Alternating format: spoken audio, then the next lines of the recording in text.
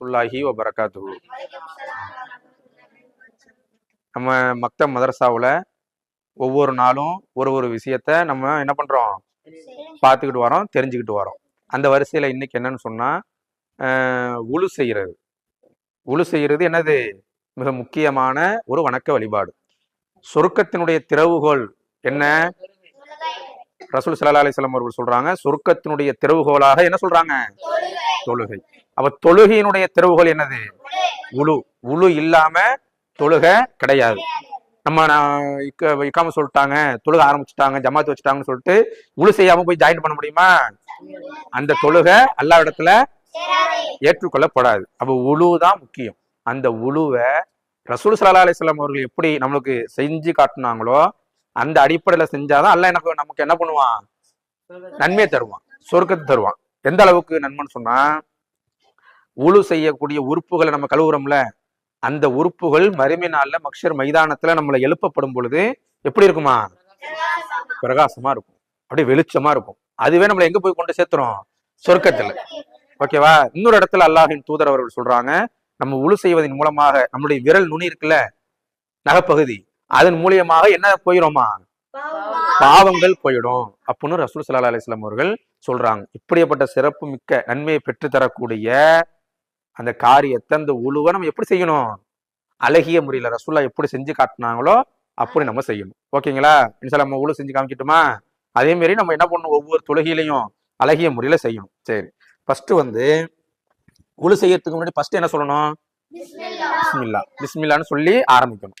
First வலது கையினுடைய முன்பகுதி, இந்த மணிக்கட்டு இருக்குல்ல, இதை 3 தடவை கழுவணும். இடது கையினுடைய முன்கட்டு வரைக்கும் 3 தடவை கழுவணும். அப்புறம் வாயையும் மூக்குக்கும் தண்ணி செலுத்தணும். ஓகேங்களா? எத்தனை தடவை? 3 தடவை. அடுத்தது என்ன கழுவணும்? முகத்தை. அடுத்து என்னதை கழுவணும்? முகத்தை.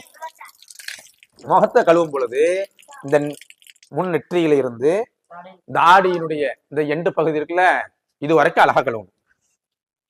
இது வரைக்கும் அழகா. ஓகேங்களா? 3 தடவை கழுவணும்.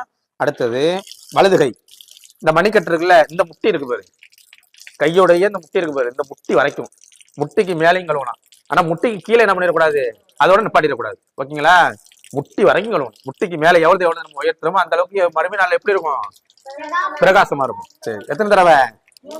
3 தடவை. அடுத்தது இடது கையும் அதே போல 3 தடவை. அடுத்து தலைக்கு என்ன பண்ணணும்? மசக் செய்யணும். மசக் செய்யும் பொழுது கையை உதறிட்டு முன் நெற்றி, முடியினுடைய முன் நெற்றியில வச்சு அப்படியே பின்னாடி கொண்டு போகணும். ஓகேவா? இந்த முடியோட எண்டு இருக்குல்ல, பின்பக்கத்துல, இது வரைக்கும் கொண்டு போயிட்டு அப்படியே முன்னாடி மறுபடியும் கொண்டு வந்துடணும். ஓகேவா? கொண்டு வந்துட்டு காதுல என்ன பண்ணணும்? மசக் செய்யணும். ஆட்காட்டி வரல காதுல விட்டு லைட்டா பின்னாடி கட்ட வரல இருக்கு பாத்தீங்களா, இதை இப்படி செஞ்சிடும். தெரியுங்களா? செஞ்சுட்டு அடுத்து என்ன பண்ணுமோ, காலை கழுவணும். காலை கழுவும் பொழுது இந்த விரல்லாம் கோதி கழுவணும் 3 தடவை. அடுத்தது இந்த காலை அதே மாதிரி 3 தடவை கோதி கழுவணும். குறிப்பா குதிங்கால் இருக்குல்ல, இந்த பகுதி, இது என்ன பண்ணுமா? தேய்ச்சி கழுவணும். அல்லாஹ்வின் தூதர் அவர்கள் நிக்கிறாங்க, சஹாபாக்கள்லாம் உழு செய்யறாங்க. அப்ப அல்லாஹ்வின் தூதர் அவர்கள் சொல்லுவாங்க, நீங்க குதிங்கால என்ன பண்ணுங்க, நல்லா தேய்ச்சி கழுவுங்க. ஏன்னு சொன்னா, யாரு குதிங்காலை தேய்த்து கழுவவில்லையோ அவங்க எங்க போயிருவாங்களாம்? நரகத்துக்கு போயிருவாங்க அப்படின்னு ரசூலுல்லாஹ் சொல்றாங்க. அப்ப குதிங்காலை நம்ம என்ன பண்ணணும்? அழகா தேய்ச்சி கழுவணும். ஓகேவா? இதெல்லாம் கழுவிட்டு நம்ம அடுத்து என்ன சொல்ல போறோம்? என்ன சொல்லணும்?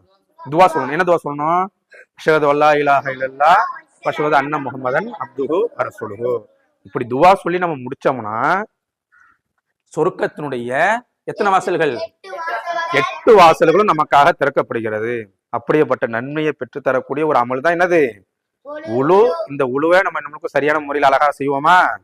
இன்ஷா அல்லாஹ். ஓகே, அஸ்ஸலாமு அலைக்கும்.